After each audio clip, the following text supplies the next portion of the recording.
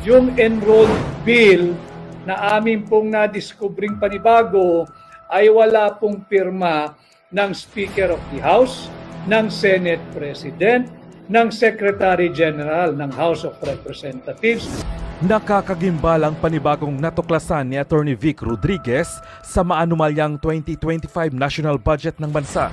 Ayon pa sa kanya, ang natuklasan ng kanilang grupo na wala palang pirma ni na House Speaker Martin Romualdez at Senate President Chis Escudero ang enrolled bill. Matatanda sinabi ni Marikina Representative Stella Kimbo sa media sa mga kumukisyon sa budget na magtungo lamang sa archive ng House of Representatives upang makita ang record ng budget. At dito nga, natuklasan ni Attorney Vic Rodriguez ang panibagong modus ng Administrasyong Marcos. Nagbigay din ng update si Attorney Vic Rodriguez sa kasong isinampa nila sa Korte Suprema upang ideklara na unconstitutional ang 2025 budget at matigil na ang lantarang pagnanakaw sa kabanang bayan ng kampo ni Martin Romualdez at Bongbong Marcos. Komento pa nga ng ilang dismayadong netizens, dapat na talagang umaksyon na tayong mga Pilipino. Di na natin hintayin pa na manaig ang mga magnanakaw na politiko. Tayo ang maging kawawa at ang bansa nating Pilipinas. Kaya ano pa ang hinintay natin? Mga Pilipino, magkaisa na tayong lahat para alisin ang mga magnanakaw. Kilos na tayo para hindi magalaw ang pera ng bayan, para walang magamit sa eleksyon at mga ayuda-ayuda. Manluloko yang si Romualdez at Lisa Danas. Yan ang utak, sunod-sunuran yan si Bangag. Military takeover na para matapos ang katiwalian ng Administrasyong Marcos.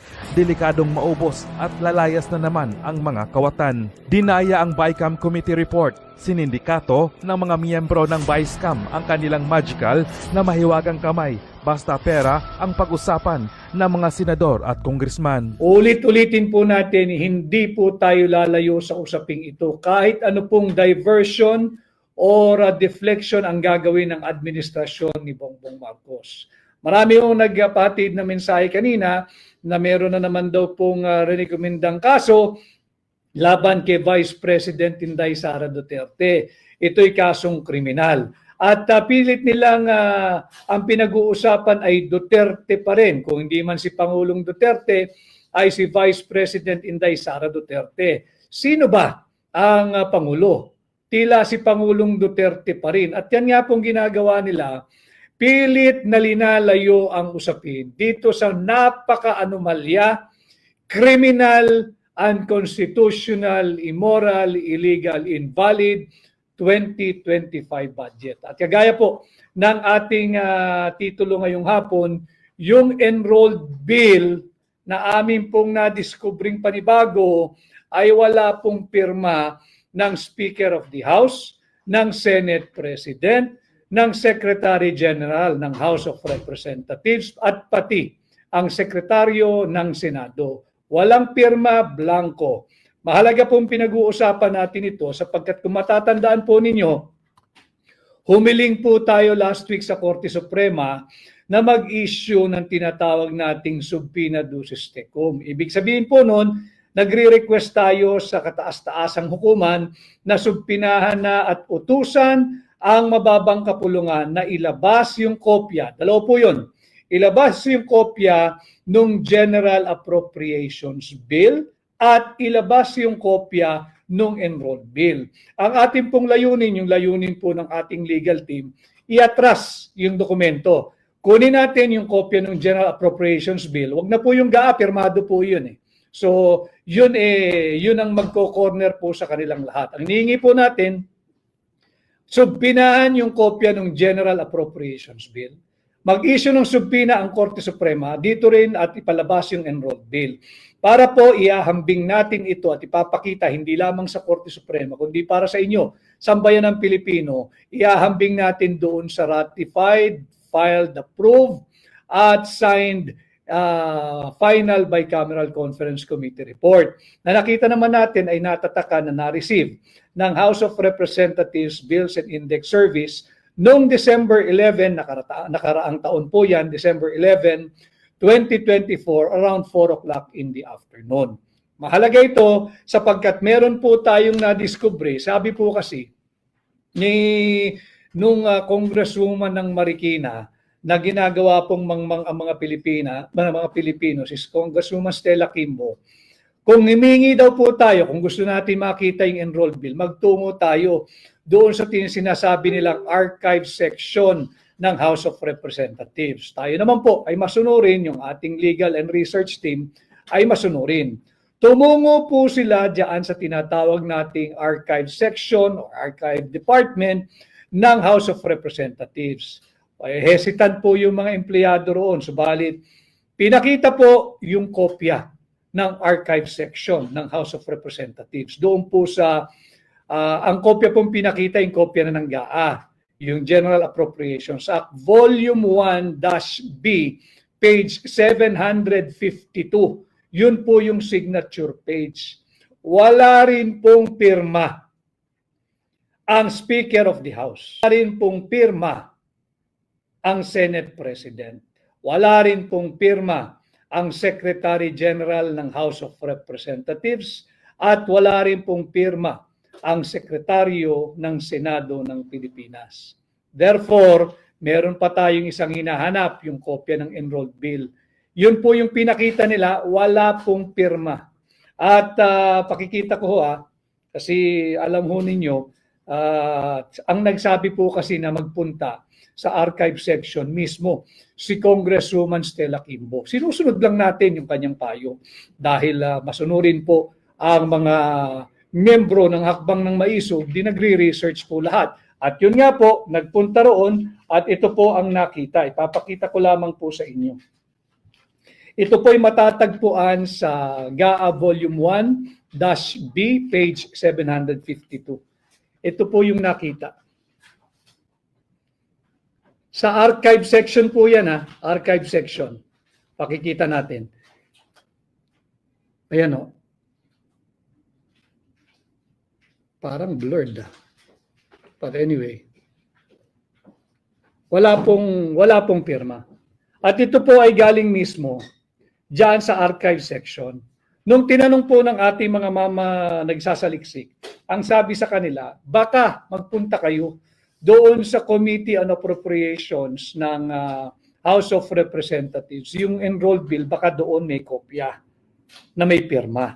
So nagtuturuan na po sila. Maiipit po sila rito. Ulitin ko, yung sinabi po ni Pangulong Duterte noong una po naming inilahad ito sa inyo mga kababayan, ang sabi niya, mahirap mong paglaruan ang isang government transaction, ang isang government document na napakasela, napaka-importante, katulad ng General Appropriations Act, katulad ng General Appropriations Bill, katulad ng Enrolled Bill, at katulad ng Final Ratified, Approved, and Signed Bicameral Conference Committee Report. Marami po kasing kopya yan. Ano po yung kahalagahan ng pinakita ko sa inyong blanco? Galing na po ito mismo sa archive section ng House of Representatives. Ano po yung kahalagahan ng archive? Yung archive po, mga kababayan, yan po yung repository o taguan ng mga original or faithful reproduction or faithful copy of a document.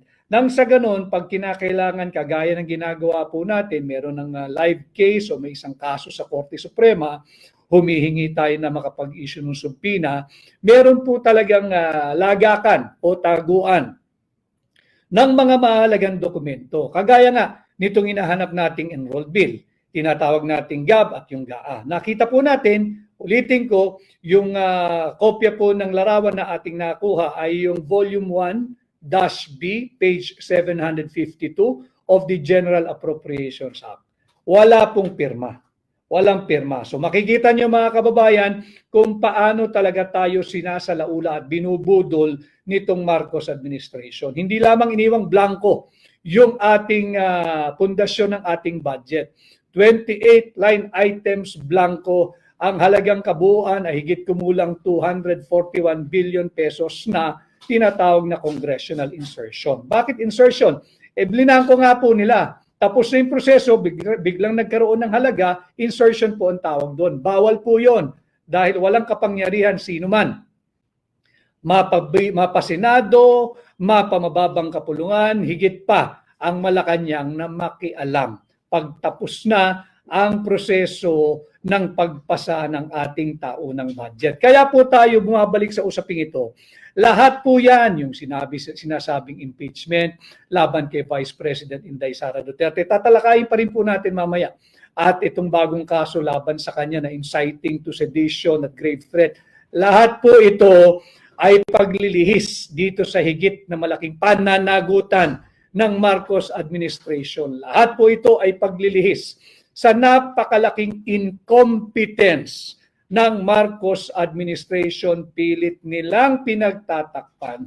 Hindi po natin sila dito lulubayan at nakikiusap nga ang ating mga abogado sa ating Korte Suprema na mag-issue po kayo ng subpina, ilabas ang kopya ng enrolled bill, ilabas ang kopya ng General Appropriations Bill nang sa ganoon ay mapadali ang pagpapakita ng ebidensya na illegal, immoral, unlawful, criminal at unconstitutional ang 2025 budget ng administrasyon ni Bongbong Marcos. Ang batiin ko lamang po ang mga Green Hills Muslim Business Club headed by the President na aking pong nakarap si Engineer Nasif Malawani. Maraming salamat sa iyong pagtanggap sa akin kanina. At ang ating po mga kapatid na Muslim from Lanao, ang Ranao Peoples of Integrity. Mahalaga po sa kanila yung salitang integrity ha.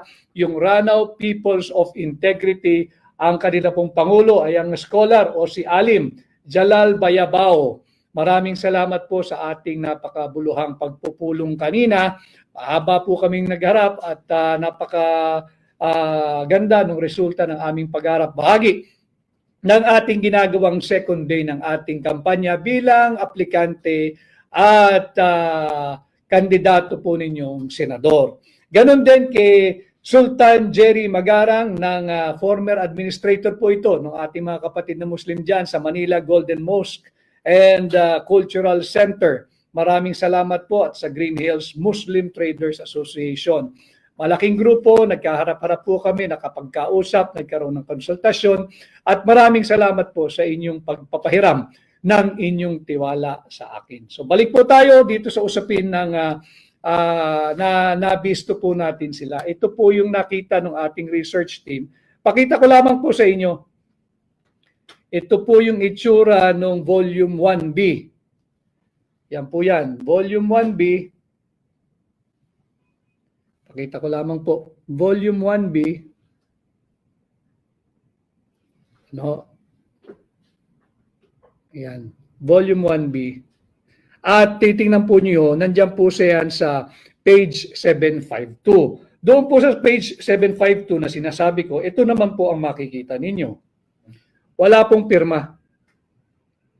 Walang pirma ang Speaker of the House, wala pong pirma yung President of the Senate, wala pong pirma yung Secretary of the Senate, wala rin pong pirma yung Secgen ng House, at wala rin pong pirma si Bongbong Marcos.